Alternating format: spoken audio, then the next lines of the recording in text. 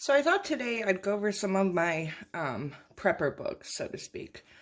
Books I keep on hand for any of the different things that I'm doing at any given time. Canning, dehydrating, just regular, everything. So the first three books I'm going to show you are food preservation in general. This has more than just canning, but it does have canning. So, this is the Complete Guide to Food Preservation by Angela Williams Duea, D-U-E-A. This is really nice. It talks about all the different methods, and it gives recipes, times. This is a good book to have. I'm pretty happy about this because I use the dehydration part a lot, and it, talks about headspace, and it goes through all the important parts of any of the food preservation methods. So I really enjoyed this one. And I've gone through it several times. The Ball Complete Book of Home Preserving. I've talked about this one before. I really, really, really like this one. This is like my go-to when I'm canning. It does have other food preservation methods in here, but I use it for the canning mostly. But I really enjoyed this one. It's got some great recipes and instructions, and like if what went wrong if you noticed this issue. Like, this is the tomato sauce that I made. So it's just a real good book. So I enjoyed that one. And I also talked about this one before, the Ball Blue Book Guide to Preserving. I feel like if you have the Ball Complete book, this one isn't as necessary, but I kind of like how it's more like a magazine style, and I do like it because there are some different recipes in there, and I got it for like $10, so I'm pretty happy with it. I'm glad I bought it. I don't regret it, so that's that. So next we're going to go to the canning books that are just exclusively canning. The Amish canning book. I know I've talked about this one before. This one is great, and I love the bind so that I can like flip it like this, and it's very easy to have with me when I'm canning, because my counter space is limited when I'm canning, and this book just makes it super easy to like put it wherever I need it. I really like this one, and I use it first. Like, this is the one I'll go to first if I'm looking for a specific item. And then if I can't find it in here, then I'll go to the Ball Complete book. But I really, really, really prefer this one when it comes to, you can see I got it all tabbed up. All the different tabs of stuff I'm interested in canning. So let me see what I got up here. I got Boston baked beans, black bean soup, farmer soup, and spicy chicken soup. That's what I got tabbed. So maybe one day I'll work on those. And then I think one that everybody needs to have is their pressure canning book. It doesn't, obviously that mine's a Presto, so that's what I got. But you need to read your book. You need to read your manufacturer's instructions. You need to read how to take care of it, what to do for the first time. You need to read your manufacturer's booklet for canning. It's very important that you follow directions like this right here. This one is where it tells me that 3 quarts of water is needed for canning. So that's why I know to put 3 quarts of water in my canner before canning. So there's just these different, they even have some recipes in here too, but definitely make sure that you're reading your manufacturer's guide. Very important that you're following the directions for your make and model of canner. So now, here's my dehydrator cookbook. This is the one I go to every time I'm dehydrating something. As you can see, I got my tabs. I got my beef jerky, potatoes. I don't even know what else I have in here. Apples. This is the book I go to. Absolutely. The first one I go to, and it tells me exactly what I need to do. The dryness test, it tells me when it's complete, what I should be looking for, the temperature to dehydrate on, how to prepare it. I love it. I love it. It just makes it so much easier to dehydrate. because it's not as easy as you would think. Yeah, you think you just stick it in there and you do it until they're dry, but it's hard to tell sometimes. Is this dry? Is this one done? And I can come here and I can look for the dryness test. And so for collard greens, it says should be brittle, crumble easily in your hands, and feel dry to the touch. So if I had a question about whether they were done, I could come in here and see what the dryness test is, check against mine, and then know if it's done. So this is important, I think, knowing how to tell when your food is properly dehydrated, because if you don't take out enough of the water, it's not going to be shelf stable, and then you can open yourself up to bacteria and, mold that you don't want to have on your food, obviously. So I think having a good dehydrator book, if you're doing dehydrating, is a good idea. And then, just like with the canner, I have my dehydration guide from my Excalibur. I have the Excalibur dehydrator, so I have my manufacturer's booklet. It talks about the different foods and, how to prepare them, about how long they'll take. That's just very dependent on a lot of factors. The humidity in the air, the actual water content of the item that you have. Like maybe my summer squash is a lot waterier, I don't even know how to say that, than this one. So mine might take 18 hours. So it's just a guide. These are just a guide. But it's important that you know how your machine works and that you keep the booklet and read it and, know what's in it. So now we're going to go into some of the prepper books. Prepper's Cookbook.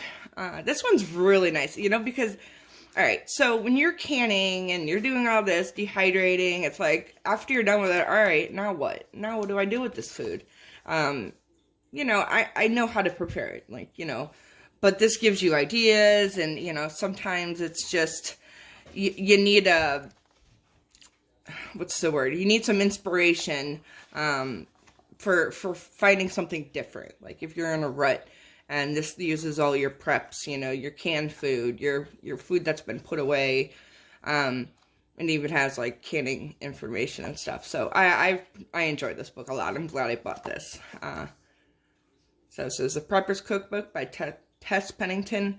300 recipes to turn your emergency food into nutritious, delicious, life-saving meals.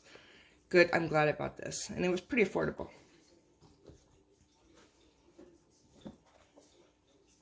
Okay, the Prepper's Long-Term Survival Guide, Food, Shelter, Security, Off-the-Grid Power, and More Life-Saving Strategies for Self-Sufficient Living. I haven't gone through this one, but from what I have, gone through, it kind of covers, the all-around basics. Like, right here, Chapter 7, Security.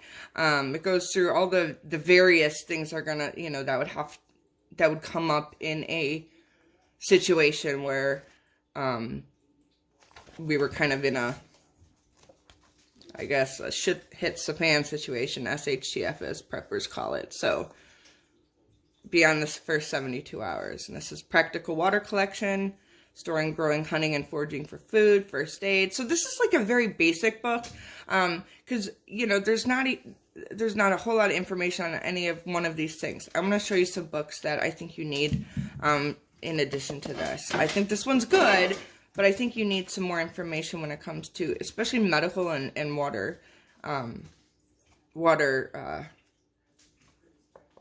you call that word? Just keeping your water and finding water and making it drinkable. So there's that. The #1 medical guide that preppers need. This one is pretty infamous in the community. This one's written by Joseph Alton, MD, and his wife, Amy Alton. She's a nurse practitioner. So they wrote this together, and this is specifically for the novice prepper that doesn't have maybe a lot of medical knowledge, but also for those that do. I mean, it tells you how to suit your skin. It goes through literally everything. Gunshots, fractures, infections. It is very thorough. It's not cheapest book, but I think it's absolutely a good one to have.